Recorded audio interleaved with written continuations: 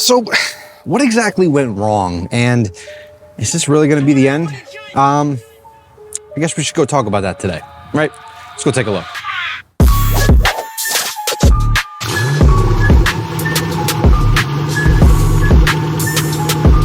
So I thought I'd take you on a little bit of a different type of video today, a little bit of a first person handheld sort of thing, so you guys can get a better look at what I am looking at. So unfortunately, this beautiful car of mine has been sitting here now stripped of its beautiful wheels for just about a month. And I did sell these wheels to someone on the Mercedes forum that I talk about so much, and I'm a little salty, but geez, you can see the rust on these wheels.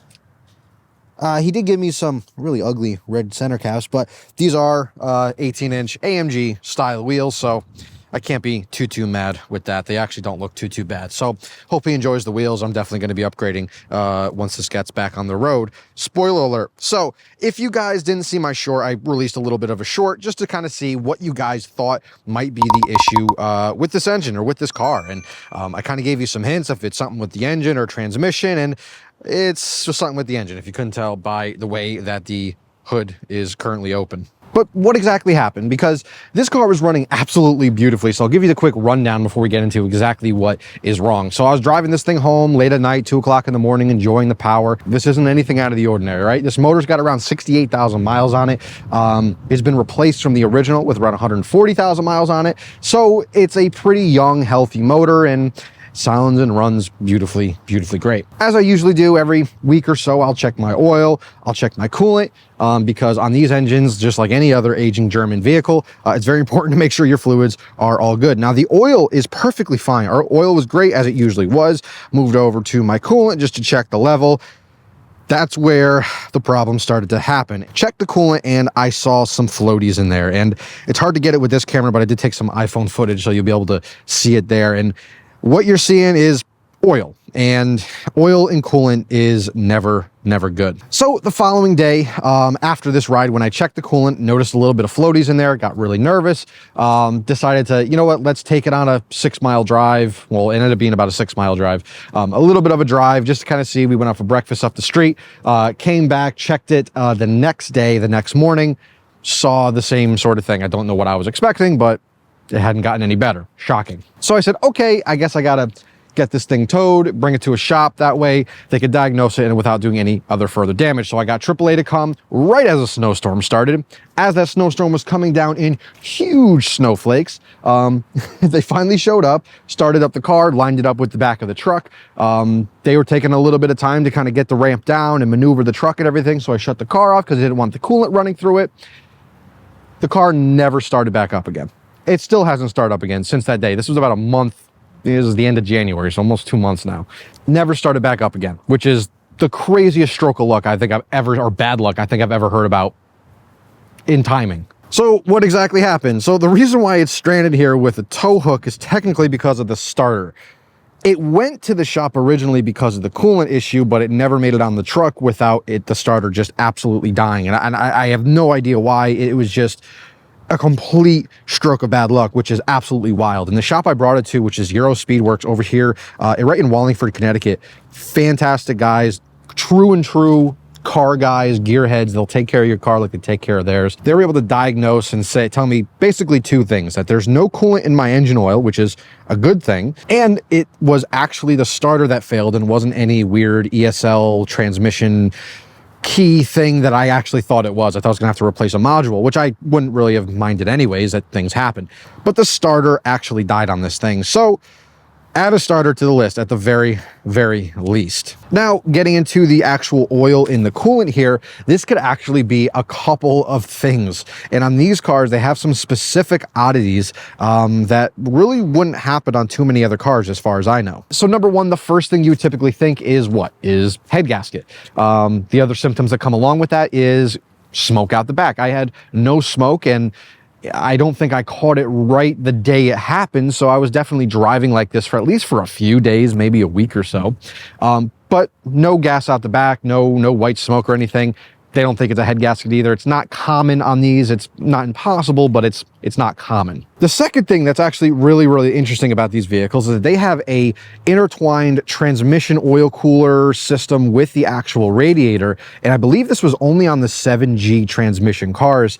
So the earlier 5G 550s with the 5-speed, I don't think operate in this way, but this radiator up here actually has an integrated, see if I can zoom in on it just for effect here, but actually has an integrated transmission cooler in it. So what that means is there are transmission lines, coolant lines for oil that go all the way on both sides, connect within this radiator and cool it off with the normal coolant and coolant system. So it's all sort of integrated. I'm sure that's great for something, but it makes things a little bit more complicated when you're trying to diagnose these things. So that, and combined with the fact that over the last couple of weeks of me driving this car, I had sudden transmission issues. And I should say that because it wasn't really missing gears. It just felt a little bit odd. It felt a little harder to shift. When I was really getting on it, it would rev up, almost take a breath, and then kind of get into gear, which it never really did before. Now, bear in mind, this does have 165,000 miles on it, and it's tuned, making close to 700 pound-feet of torque, but it never did that before, and it was so sudden. Typically, the transmission, when you're due for a transmission service, typically it's a slight overtime thing. The mount starts to go, the fluid starts to wear out, and then you need to get it done. That's why you get it done every 50 to 60,000 miles in these cars. And further than that, this car actually had an aftermarket radiator put into it before I actually bought it. When I bought this car at 108,000 miles, the guy did a bunch of work on it, including brakes and rotors and some suspension components. He did a starter. So my thoughts are that this aftermarket radiator, which is already currently leaking and probably damaged somewhere inside, it's 4 years old, combined with my transmission issues, I think I kind of found what the problem is. Now, the third thing it could be is this really complicated gasket on the inside of the engine. So on the front of this engine here is the full timing cover. Obviously, there's multiple parts of it, but the full front of the engine basically would have to come off. All the accessories would have to come up, all these charge pipes, everything would have to come off. And then you would replace this small gasket, which over time is actually a known thing. It's a lesser known, but it's a known thing in these engines that they start to leak. And depending on how it leaks, it could only leak oil or only leak coolant one way, which may be something that's happening here. But again, I have no issues with my engine oil. So I think it's far less like, what's more likely? An aftermarket 4-year-old, already leaking, already kind of bunged up radiator, transmission cooler system, with transmission bucking and some light issues starting to happen with the transmission, is putting oil, transmission oil, into the coolant system and vice versa, or this very specific gasket on the front of the engine inside it on the front timing cover is leaking in a very specific way that only allows fluids one way. That seems far less likely to me. With all the doom and gloom in that last video, I wanted to make sure I had this one up and ready to go soon after, because this thing is now going to be going back in hopefully next week to get those things done. I'm getting the radiator done. I had to wait on parts for a starter for a long time, like 3 or 4 weeks. Got the starter, got the radiator. I'm getting all my O-rings and everything from FCP Euro. We're going to take a trip probably Monday down south to their warehouse so I can just pick up the parts. And I think this thing will be on the road again.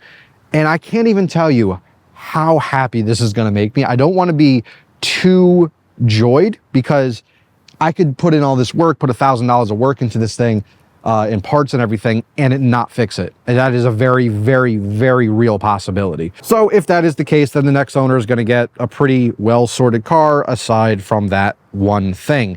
And this is a thing that if you are a mechanic yourself, you could buy this car for cheap and just spend a couple of weekends and get it done.